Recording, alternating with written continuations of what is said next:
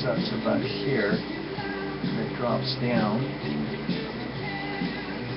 Then we have a knuckle. Okay, here. Let's build that up there. And again, the hind legs, the paws, they're either going forward or slightly outward. You don't want them going inward.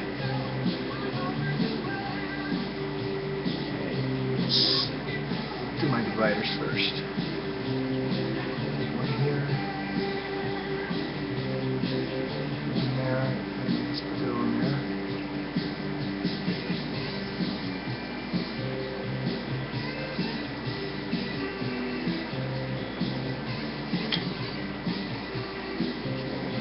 This here is knuckle.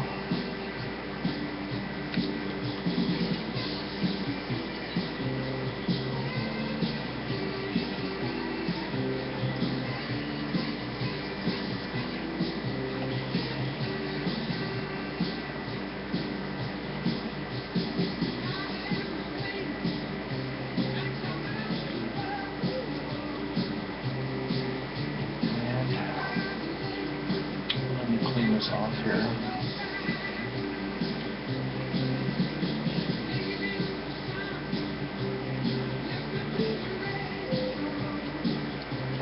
The fastest way of doing it is using your torch on this here, heat up the clay, then wiping it off. But I'm getting a little lazy here, but let me just grab my torch.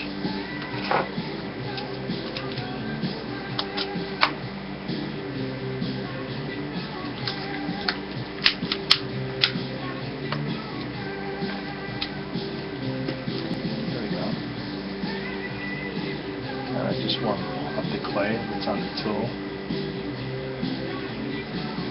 And you're going to take a napkin or something and just wipe. It's nice and clean.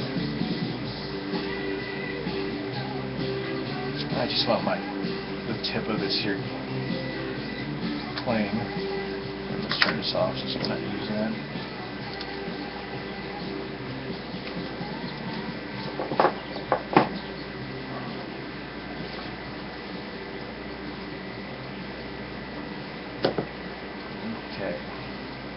It's a little warm, which is good. It helps. We could also use this wax pen. It generates heat.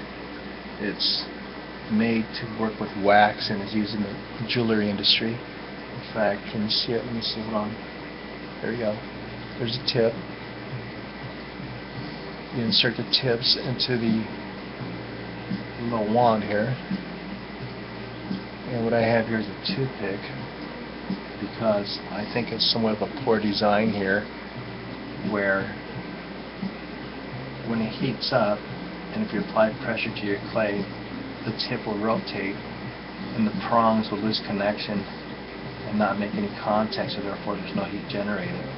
Because it's an electric piece here, and it has a dial from 1 to 9 being the greatest. And right now I have it about 7.5 for this particular clay, and it seems to work well. The wider, the bigger your tip is here, the more juice it'll require, so you have to crank it up a little more. If it was more like a pointed tip, I would probably bring it down to a 5 or 6, because it doesn't need that much juice to generate the heat it needs. But anyhow, let's turn it on here. It'll take a couple of seconds to heat up. You see it getting a little melted there, so we just come back over here and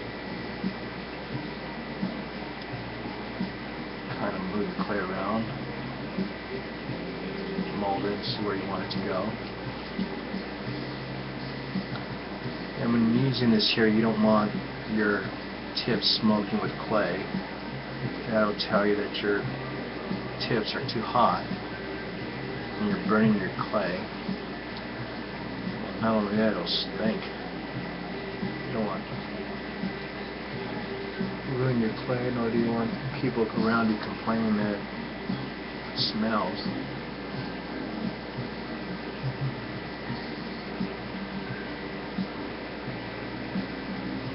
Okay. See if it's going down. It'll go down. have a 90-degree angle here coming down from this knuckle. Then it'll ball up here, and this bottom section is going to actually hold the nail.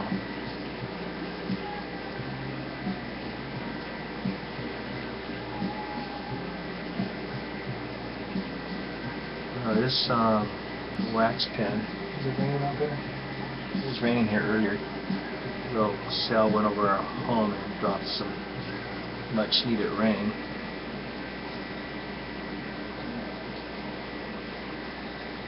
Yeah, we're in Southern California, and right now we're kind of rationing water. We could only water our lawns now on Monday or Thursday before 9 a.m. or after 4 p.m. They catch you watering before it, or anytime where it's not scheduled, they'll fine you.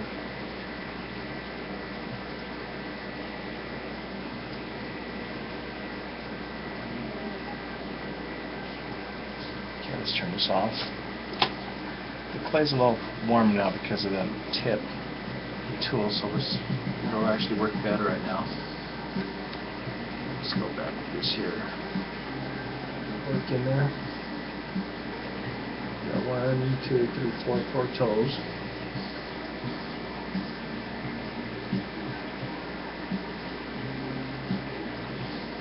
And just follow it all the way down. Kind of separate your toe slightly.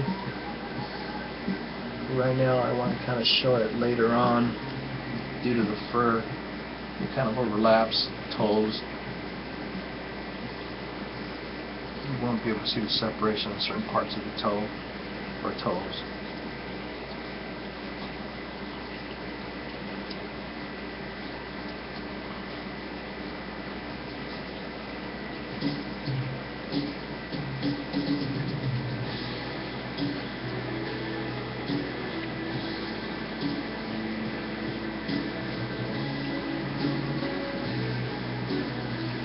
And you could do a combination of scraping clay, removing clay with the wire, or pushing it in. In this case, I'm just kind of scraping, trying to sculpt it to what I think it should look like. And just do the separation again here. It's constantly working with clay, moving it around. Sometimes when you move it, you say, darn it, I had it right, I just ruined it, so try to go back to what you had before.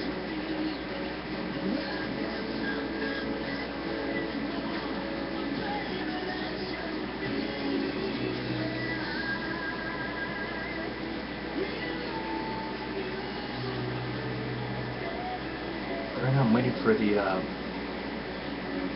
breeder that's helping me. He's from Australia, Kumar.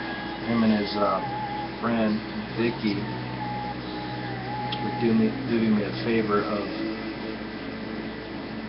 helping me tweak the conformation on this particular breed. I just want their approval before I move on to the next step, and that'll be basically giving this whole dog a wash with terpenoid. And once I'm done with that, I'll kind of tweak certain portions of the dog, then come back with a fine dental tool and start applying all the detail to it.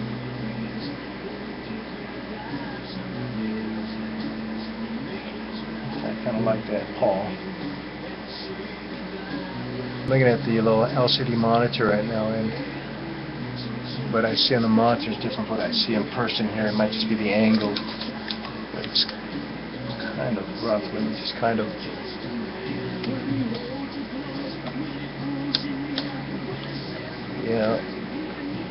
we always start off looking rough. It's always ugly before it looks nice. But right now we're looking for proportions, proper placement. Later we tweak it. And it's a constant, subtle changes that eventually get your piece where it needs to be. For the most